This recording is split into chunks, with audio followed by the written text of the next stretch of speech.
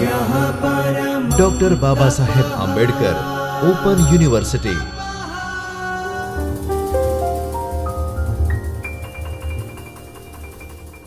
મિત્રો નમસ્કાર. Doctor Baba Saheb Ambedkar open યુનિવર્સિટીના ચૈતન્ય સ્ટુડિયોમાંથી હું doctor Kamal Agal, associate professor schools of commerce and management, આપ સૌનું હાર્દિક સ્વાગત કરું છું. મિત્રો, આપણે જે પ્રમાણે અત્યારે બેચલર ઓફ કોમર્સ કહેતા કે બીકોમના સેમેસ્ટર 5માં કંપની લો કહેતા કે કંપની ધારાનો અભ્યાસ કરીએ છીએ, એ જ વિષયને આગળ ધપાવતા આજે આપણે કંપની લોમાં વિશેષ અભ્યાસ કરીએ છીએ. કહ્યું એ પ્રમાણે કે જૂના વિદ્યાર્થી મિત્રો આ કોર્સને BCCOLN 206ની દ્રષ્ટિએ જુએ, તેમજ NEP 2020 પ્રમાણે COM 403BC પ્રમાણે આ કોર્સ કંપની એક્ટને યાદ રાખે, જેમાં યુનિટ અત્યારના જૂના કોર્સ પ્રમાણે 5 છે. તો ચાલો આજે આપણે એક વિશેષ મુદ્દા સાથે સેશનની શરૂઆત કરીએ. Managing director. જી હા મિત્રો, આપણે જે પ્રમાણે કહ્યું કે મેનેજિંગ ડિરેક્ટર, આપણે અત્યાર સુધીના જુદા જુદા સેશનોમાં તબક્કાવાર આપણે ડિરેક્ટર, એની અર્થ, વ્યાખ્યા, જુદા જુદા સેક્શન અને તેમજ એમને લગતી લાયકાતો, જોગવાઈઓ, એમની સત્તાઓ વિશે વિસ્તૃત ચર્ચા કરી છે. હવે ડિરેક્ટર પછીનું જે એક શબ્દ આપણે ઘણી વખત અવારનવાર સાંભળતા હોઈએ છીએ તે છે મેનેજિંગ ડિરેક્ટર. તો ચાલો મિત્રો આપણે મેનેજિંગ ડિરેક્ટર વિશે થોડીક વાત કરીએ. મેનેજિંગ ડિરેક્ટર એટલે શું, કંપની એક્ટ 2013માં ક્યાં આગળ એની ચર્ચા કરવામાં આવેલ છે, તેમજ કંપની એક્ટ 2013 હેઠળ મેનેજિંગ ડિરેક્ટર કોણ બની શકે, અને ડિરેક્ટર તેમજ મેનેજિંગ ડિરેક્ટર વિશે મુખ્યત્વે તફાવતના જે મુદ્દાઓ છે એના આધારે કયા કયા મુદ્દાઓમાં તે જુદા પડે છે તેની વિગતે ચર્ચા કરીએ છીએ. તો આર્ટિકલ 26ની જોગવાઈઓ અનુસાર મેનેજિંગ ડિરેક્ટર એટલે એવી વ્યક્તિ કે જે આર્ટિકલ્સ કે મેમોરેન્ડમની જોગવાઈઓ અથવા બોર્ડ ઓફ ડિરેક્ટર્સના ઠરાવથી કંપનીના વહીવટની મોટાભાગની સત્તાઓ ધરાવતા હોય છે. ડિરેક્ટરો કંપનીના રોજબરોજના વહીવટમાં ધ્યાન આપી શકતા નથી, એ સ્વાભાવિક છે. ત્યારે કોઈક ને કોઈક એક માણસ જેના ઉપર સત્તા મહત્તમ નિર્ભર કરતી હોય તે મેનેજિંગ ડિરેક્ટર તરીકે ઓળખાય છે. તો આથી કંપનીના રોજબરોજના વહીવટ પર ધ્યાન આપવા માટે પૂરા સમયના ડિરેક્ટર નીમવામાં આવે છે અને તેને મેનેજિંગ ડિરેક્ટર કહેવાય છે. આ કાયદાના અમલમાં આવ્યા બાદ અસ્તિત્વમાં ધરાવતી તમામ કંપની જો મેનેજિંગ ડિરેક્ટર નિમવા માંગતી હોય તો તેમણે કેન્દ્ર સરકારની પૂર્વ મંજૂરી લેવી પડે છે. હવે આપણે તુલનાત્મક એક અગત્યનો અભ્યાસ કરીએ કે ડિરેક્ટર અને મેનેજિંગ ડિરેક્ટર વિશે મુખ્યત્વે શું અંતર છે, જોગવાઈઓ શું કહી રહી છે, અને જે તફાવત છે એ તફાવત કેટલી અંતરે તફાવતના મુદ્દા સ્વરૂપે આપણી સામે આવે છે. તો ચાલો સૌથી પહેલાં આપણે એમની વ્યાખ્યાથી ચાલુ કરીએ કે ડિરેક્ટર એટલે શું અને મેનેજિંગ ડિરેક્ટર એટલે શું.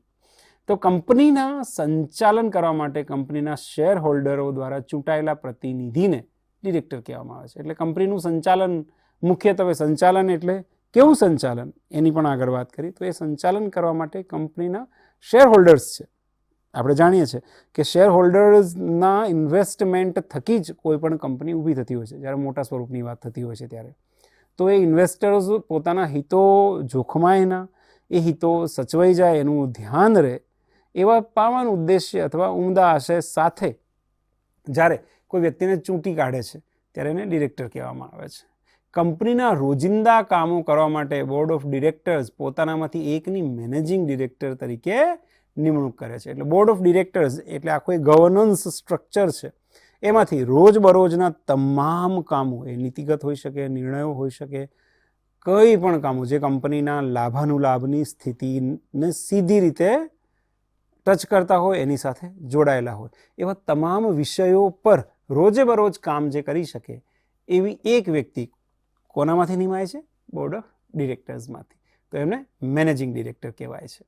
હવે નિમણૂકની દ્રષ્ટિએ જોઈએ તો કંપનીની સામાન્ય સભામાં શેર હોલ્ડરો ડિરેક્ટરોની નિમણૂક કરે છે. સામાન્ય સભા, જેને એન્યુઅલ જનરલ મિટિંગ્સ કહેવાય. કેન્દ્ર સરકારની મંજૂરીની આમાં કોઈ જરૂર નથી.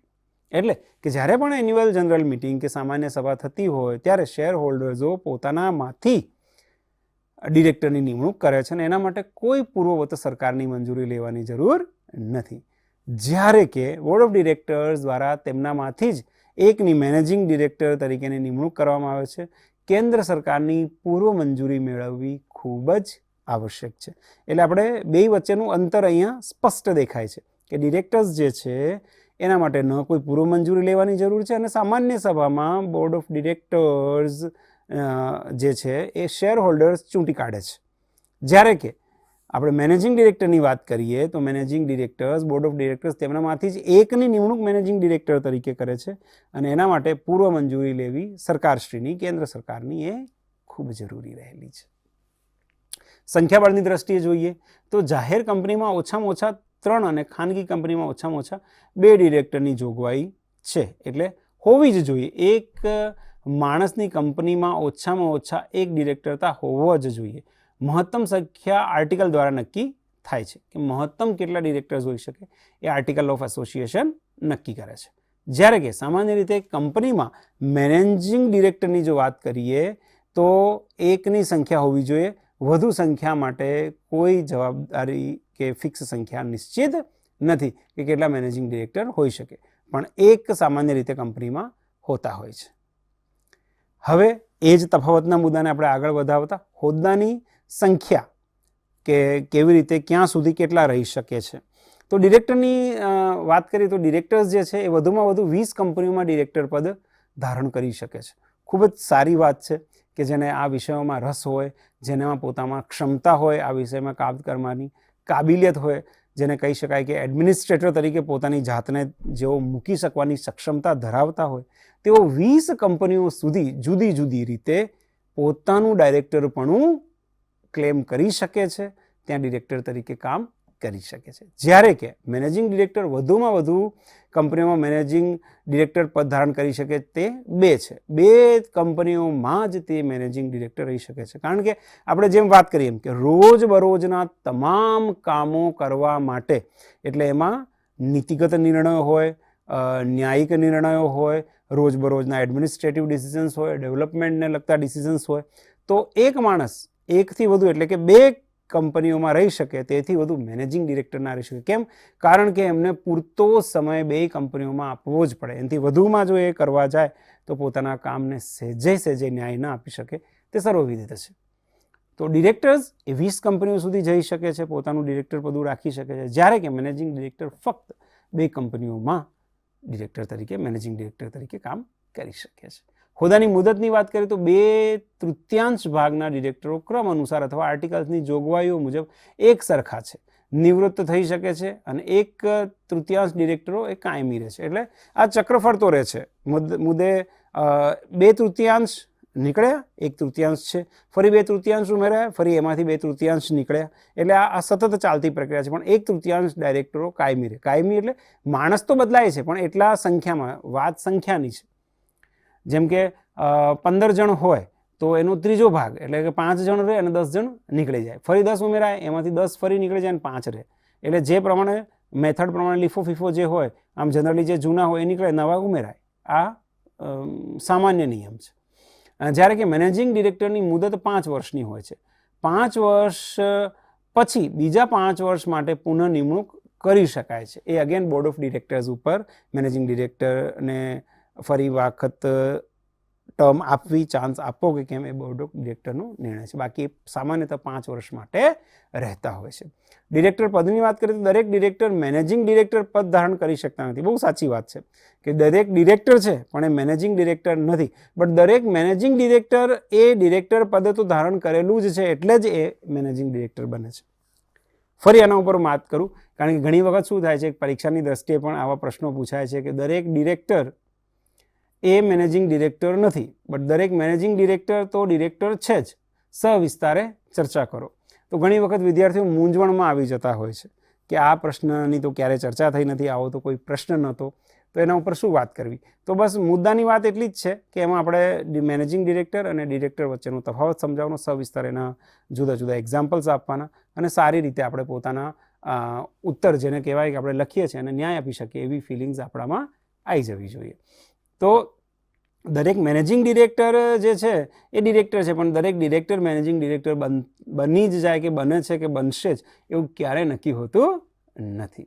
અને કાર્યની દ્રષ્ટિએ જોઈએ તો બોર્ડ ઓફ ડિરેક્ટર્સ દ્વારા કંપનીના વહીવટી ધારાકીય નીતિ નિયમો ઘડાય છે. જ્યારે board of directors managing directors તરીકે એમાં દરેક નીતિનો અમલ કરે છે અને રોજિંદાના જે કામો છે એ કામો સાતત્યતાપૂર્ણ અને સમયે પૂરા થઈ જાય તે જોવાની જવાબદારી મેનેજિંગ ડિરેક્ટર તરીકે મેનેજિંગ ડિરેક્ટરની રહેતી હોય છે.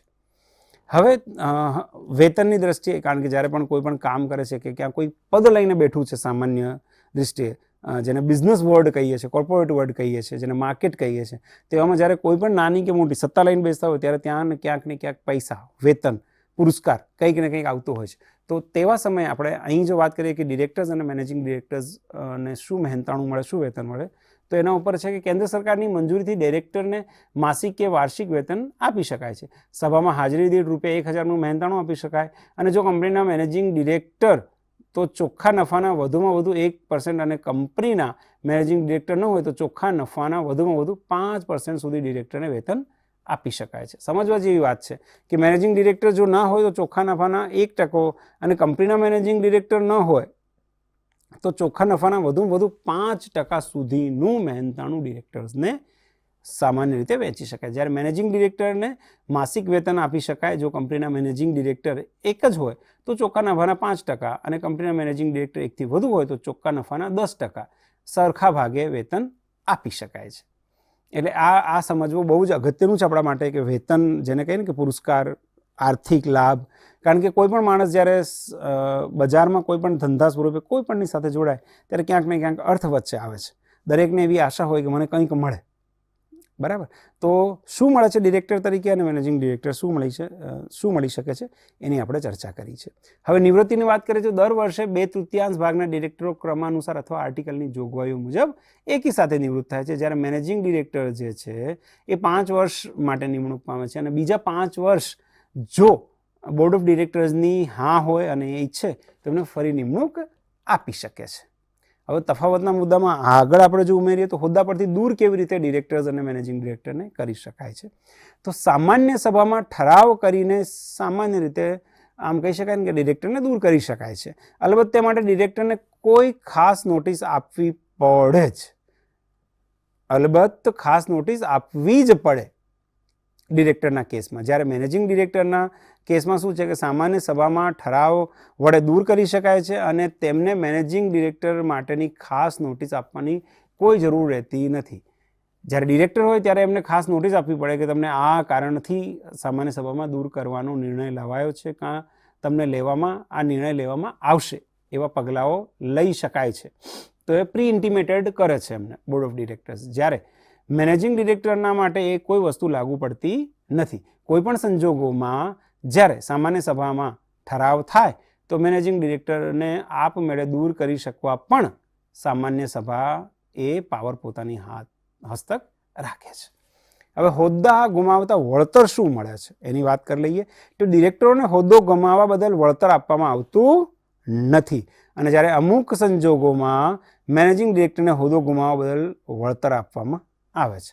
તો અહીં આજે આપણે વિગતે ડિરેક્ટર, મેનેજિંગ ડિરેક્ટરના વિષયની ચર્ચા કરી છે કે એમની બેની વિશે શું તફાવત રહેલું છે. મિત્રો, જ્યારે આપણે એક્ઝામિનેશનની દ્રષ્ટિએ આની તૈયારી કરીએ તો 100% એક સ્વાધ્યાય માટેનો એક સરસ પ્રશ્ન બને છે આપણી વચ્ચે કે ડિરેક્ટર અને મેનેજિંગ ડિરેક્ટર વચ્ચેનું તુલનાત્મકતા વર્ણવો, તુલનાત્મક અભ્યાસ કરો અથવા બેયના વચ્ચેનું અંતર જણાવો. તો તેવા સમયે આપણે ચોક્કસપણે લખીને આની સારી તૈયારી કરવી જોઈએ. આ 14 માર્ક્સના પ્રશ્નમાં પણ પૂછી શકાય છે, ટૂંક નોંધમાં પણ પૂછી શકાય છે. તો દરેક બીકોમના વિદ્યાર્થી જૂના કોર્સમાં કે નવા કોર્સમાં હોય આની કહી શકાય કે વિષય વસ્તુની સ્થિતિને સમજીને એક સારી તૈયારી કરે તો ડિરેક્ટર અને બોર્ડ ઓફ ડિરેક્ટર્સ વચ્ચેનું જે તફાવત છે, આ તફાવત આપણે ભણવાથી આપણને ડિરેક્ટર્સનું કામ, એમની વ્યાખ્યા, એમના તમામ જે જોગવાઈઓ છે બધી જ ખબર પડે છે.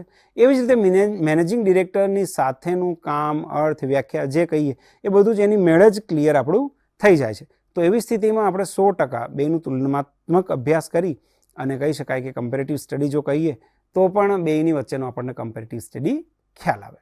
તો સ્વાધ્યાય માટેનો પ્રશ્ન કહ્યો એમ કે ડિરેક્ટર અને મેનેજિંગ ડિરેક્ટર વચ્ચેનો તફાવત, તુલનાત્મક અભ્યાસ સવિસ્તારે વર્ણવો. તો આપણે જે વાત થઈ એ દરેક મુદ્દાને આપણે કવર કરીએ.